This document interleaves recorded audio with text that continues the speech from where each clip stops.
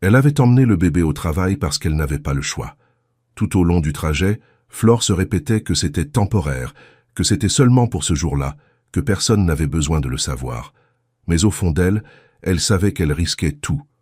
Son emploi, sa stabilité, la seule source de revenus qui garantissait le minimum pour elle et pour Isabella. Le portail de la demeure s'ouvrit lentement, révélant le même décor impeccable de toujours. Le jardin semblait intact par le temps, les arbres alignés, le silence élégant qui faisait que n'importe quel visiteur se sentait petit. Isabella serrait la main de sa mère avec curiosité, regardant tout comme si elle entrait dans un monde magique. Flore, au contraire, ne ressentait que le poids de la responsabilité. Elle s'accroupit devant sa fille dès qu'elle entra par la porte latérale de la cuisine. « Bella, écoute maman, tu dois rester ici bien tranquille, d'accord? Juste aujourd'hui. » Isabella hocha la tête, mais ses yeux exploraient déjà l'immense environnement, enchantée par chaque détail. Flore improvisa un petit coin avec des crayons, du papier et une petite collation. C'était le mieux qu'elle pouvait faire. L'horloge indiquait 7h32. Rafael Mendez descendait pour le petit déjeuner à 8h précises. Toujours, sans exception. Flore commença sa routine avec précision. Elle dressa la table de la véranda, positionna chaque détail comme il l'aimait. Tout devait être parfait. La moindre erreur pouvait lui coûter son travail. Elle retourna à la cuisine. Isabella était encore là, assise, en train de dessiner. Flore respira, soulagée, et retourna terminer son service. Quelques minutes plus tard, lorsqu'elle revint à nouveau, le sol était vide. Son cœur se serra. Bella. Silence. Elle regarda autour d'elle, d'abord calmement, puis avec urgence. Rien. Le désespoir arriva rapidement. La maison était bien trop grande pour qu'une petite enfant disparaisse sans laisser de traces. Flore parcourut les pièces en essayant de garder le contrôle, mais la peur dominait déjà ses pensées.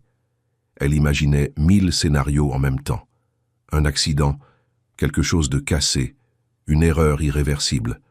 L'horloge indiquait 7h49. Il restait 11 minutes. Elle monta les escaliers, chercha dans les chambres, dans les couloirs, revint au rez-de-chaussée. L'air semblait lui manquer. Il ne restait plus qu'un endroit. Le bureau. Le seul endroit où elle n'avait pas le droit d'entrer. Flore s'arrêta devant la porte sombre, sentant son cœur battre si fort qu'il semblait résonner dans le couloir. Mais elle n'avait pas le choix. Elle tourna lentement la poignée, poussa la porte et se figea. Rafael Mendez était assis dans son fauteuil, endormi, et dans ses bras, Isabella. La petite fille dormait paisiblement, blottie contre sa poitrine, tenant sa cravate comme si c'était quelque chose de familier. Le contraste était impossible à ignorer. L'homme rigide, toujours distant, semblait maintenant différent, humain. Flore ne pouvait plus bouger. Pendant un instant, elle oublia complètement la peur. Mais le petit grincement de la porte le réveilla. Raphaël ouvrit les yeux et la regarda directement, pas avec froideur, mais avec quelque chose de nouveau. Flore essaya de parler, mais la voix ne sortit pas.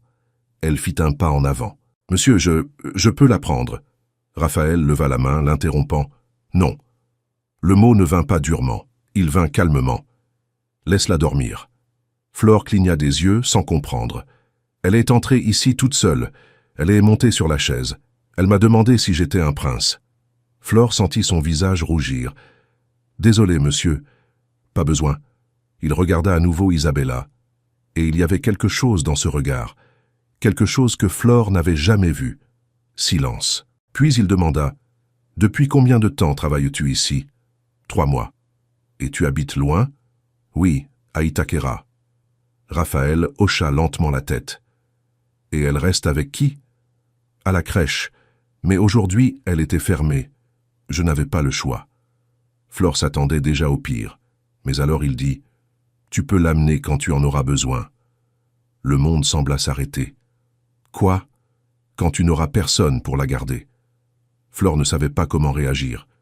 Cela n'avait aucun sens, mais avant qu'elle puisse répondre, Isabella se réveilla. Elle cligna lentement des yeux, regarda Raphaël et sourit. « Bonjour, prince. » Flore retint son souffle, mais Raphaël sourit en retour. « Bonjour, princesse. » Ce moment changea tout. Isabella inclina la tête. « Tu as l'air triste. » Flore faillit intervenir, mais Raphaël parla en premier. « Je le suis. » La réponse vint simplement, sans défense, sans masque. Isabella réfléchit une seconde. « Alors tu as besoin d'un câlin. » Et avant que les adultes puissent réagir, elle serra Raphaël dans ses bras, et il ne refusa pas. Bien au contraire, il la serra en retour, fermant les yeux. Et à cet instant, quelque chose en lui céda. Flore le perçut. Sans aucun doute, cet homme portait une douleur. Et pour la première fois, il ne la cachait plus. Quand Isabella s'écarta, elle sourit, satisfaite. « Voilà, maintenant c'est passé. » Raphaël laissa échapper un petit rire. « Merci. » Flore sentit quelque chose changer aussi en elle, quelque chose de silencieux, mais puissant. Elle prit sa fille dans ses bras et sortit du bureau, sans encore comprendre complètement ce qui s'était passé. Mais elle savait une chose, rien ne serait plus comme avant. Les jours suivants, la routine changea, subtilement. Raphaël restait le même en apparence, ponctuel, réservé, mais il y avait de petites différences. Il posait des questions, il observait davantage, et il laissait la porte du bureau entr'ouverte. Isabella commença à rester dans le salon, et sans s'en rendre compte, elle fit partie de cet environnement. Raphaël l'observait de loin, toujours, sans interférer, mais présent, jusqu'à ce qu'un jour, il entre, s'assoit par terre, et commence à jouer. Flore vit cela, et elle comprit. Quelque chose était en train d'être reconstruit, pas par des mots, mais par la présence, par des gestes, par des moments simples, et peut-être par un câlin inattendu. À partir de ce jour-là, la maison cessa d'être seulement un espace de travail silencieux et commença, peu à peu, à prendre vie. Ce ne fut pas quelque chose de soudain, ni d'ostentatoire. Ce fut subtil, presque imperceptible pour quiconque de l'extérieur. Mais pour Flore, qui vivait chaque détail de cette routine, le changement était impossible à ignorer. Raphaël commença à apparaître davantage. Avant, il restait des heures enfermé dans son bureau, plongé dans des appels et des documents. Maintenant, il surgissait dans le salon, dans le couloir, sur la véranda. Il ne disait pas grand-chose, mais il était là, présent. Et Isabella, naturellement, s'approchait. Elle ne voyait pas en lui un patron, un homme important ou distant. Pour elle, il était simplement le prince qui avait besoin d'apprendre à être heureux. Et d'une certaine manière, il acceptait ce rôle. Un matin de jeudi, Flore entendit un rire provenant du bureau. Elle s'arrêta immédiatement. Cela était quelque chose qui n'existait tout simplement pas ici auparavant. Elle marcha jusqu'à la porte, prudente, et découvrit la scène. Isabella assise par terre, en train de dessiner avec des crayons de couleur éparpillés autour d'elle. Raphaël, dans son fauteuil, penché en avant, observant avec attention. « Qu'est-ce que tu fais » demanda-t-il. « Un château » répondit Isabella, concentrée. « Avec une princesse, un dragon et tout. » « Et qui vaincre le dragon ?»« La princesse, tiens. » Raphaël sourit. « Évidemment. » Flore s'appuya discrètement contre le mur, observant sans être vue. Cet homme qui parlait à peine conversait maintenant avec une enfant comme si c'était la chose la plus naturelle du monde, et peut-être était-ce en train de le devenir. Ce soir-là, avant de partir, Flore frappa à la porte du bureau comme elle le faisait toujours. « Je m'en vais, monsieur. » Raphaël était à la fenêtre, regardant la ville. « Flore. » Elle s'arrêta. C'était la première fois qu'il prononçait son nom de cette façon. « Oui ?» Il prit quelques secondes avant de parler. « Ta fille, elle est spéciale. » Flore sentit son cœur se serrer. « Elle est tout ce que j'ai. » Raphaël hocha la tête. « J'ai presque eu une fille. » Le silence tomba lourdement. Flore ne s'attendait pas à cela. Il continua. « Ma fiancée était enceinte, un accident, et c'est moi qui conduisais. » Flore porta la main à sa poitrine. « Je suis vraiment désolé. C'était il y a des années, mais on dirait que c'était hier. Sa voix était différente, sans contrôle, sans protection. Après cela, j'ai arrêté. » « Arrêté ? De vivre. » Flore respira profondément. « Aujourd'hui, monsieur Harry. » Raphaël se tourna lentement. « Je l'ai vu. Monsieur Harry. » Il ne répondit pas. Mais il ne le nia pas non plus. Et cela ne ressemble pas à quelqu'un qui a arrêté de vivre. Le silence revint. Mais cette fois, il n'était pas lourd. Il était nécessaire. Flore sortit, laissant ses mots dans l'air, et pour la première fois depuis très longtemps, Raphaël ne retourna pas immédiatement au travail. Il resta là, à penser, à ressentir. Le lendemain, quelque chose d'encore plus inattendu se produisit. Raphaël attendait à la porte quand Flore arriva. « Bonjour. » Flore faillit ne pas reconnaître la situation. « Bonjour, monsieur. Isabella est ici ? » ?»« Oui. Est-ce que je peux passer un peu de temps avec elle aujourd'hui ?» Flore fut surprise, mais elle hocha la tête. « Bien sûr. » Et c'est ainsi qu'une nouvelle routine commença. Raphaël se mit à réserver du temps pour jouer, du temps pour écouter, du temps pour simplement être, et Isabella occupait cet espace avec naturel. Elle l'appelait tonton. Quelques jours plus tard, papa. Personne ne corrigea, ni lui, ni Flore. Et ce nom resta, comme s'il lui avait toujours appartenu. Mais tout n'était pas simple. Flore commença à ressentir quelque chose de différent, quelque chose qui la rendait inquiète.